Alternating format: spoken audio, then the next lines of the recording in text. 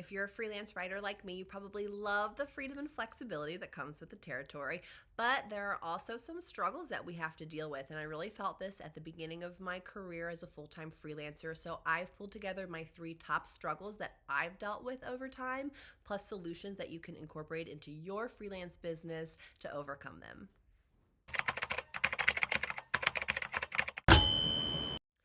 Hands down, the biggest struggle among freelance writers is charging too little. We've all been there, and I think it's really hard to know what's a standard rate for different project types and different industries, especially when you're just getting started. I dealt with this for a long time, and finally, after freelancing for several years, really, I went to a conference in person and talked with other writers and realized I was charging way less than industry standard. It was like kind of embarrassing. I was talking to this other woman, like in this sort of freelancing networking session, and we like started talking, and she was charging double what I was at the time. And that's when I realized, ooh, I need to really start quoting more competitive rates. And so it's really worth networking in whatever way you can. Joining writing groups on Facebook is a great place to start because they're a private forum where your clients and potential leads aren't seeing what you're talking about. So you can be a little more vulnerable and then have kind of your public persona with your clients as a totally separate place. I also recommend following other writers on Instagram and LinkedIn, particularly those who talk about their rates. A lot of people are really into rate transparency and just trying to even the playing field, and that when we all raise our rates, we all win together. And finally, remember to make connections within your specific industry to get an idea of what's typical for projects that you're working on, because not all industries have the same rates or pay structure. So it's good to just get different ideas on very like as specific as possible. All right, another easy mistake to make that I have plenty of experience with is overbooking. You know, it's easy to want to say yes to everything and every offer that you receive, especially when you're building out your portfolio and not really maxing out your rates yet. But, you know, it's important to be realistic with your schedule in order to avoid burnout. Otherwise, you really run the risk of creating subpar work that doesn't help you retain clients. This happened to me once, and, you know, it was a great financial brand that I had the opportunity to work with, but the material was a little bit new for me.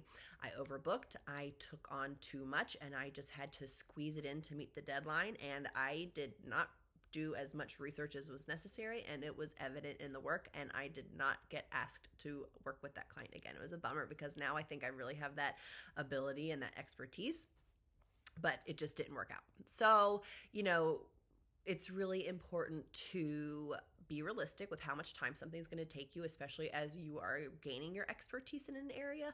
But also, this is really a reason to be team niche instead of team generalist in freelance writing and work in the same subject matter area, because then you're really growing your expertise. It doesn't take you as long to research and write. You know sources, you know facts already. You can just roll with it. And over time, you can charge more because of your expertise. And frankly, when you accrue bylines in the same industry, brands are going to reach out to you. This has happened to me. I write a lot in the insurance space, and I've had companies reach out and want me to build out their content for them.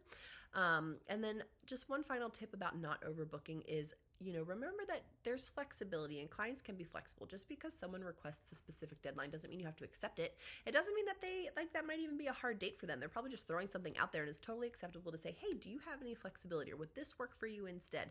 You know, if they have flexibility, they'll say so, and that gives you more control over your schedule and keeps you from being overwhelmed and burnt out. And, you know, you really want to enjoy your work and make a sustainable business.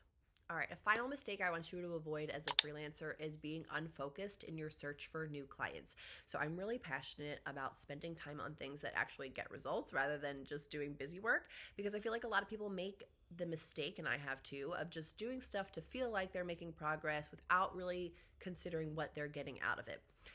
So here is my best advice for getting strategic with your prospecting time. I want you to analyze your last month or two of clients and track how you landed each project. Was it through a freelancing platform or LinkedIn or client referrals? Once you find those most prominent sources, you can simply replicate that process of how you found those clients, and know that those are the areas for you to focus on. What works best for you and your ideal client, and like where your community is hanging out.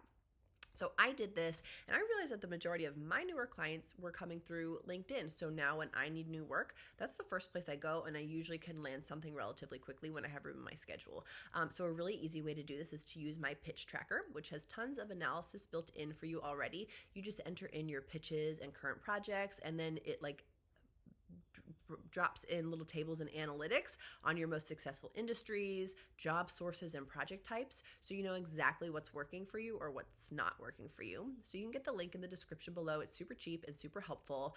But one way or the other, I think it's really important to actually use real data and real sources of what's working in your business, and that's what you want to focus on when it's time to find new clients.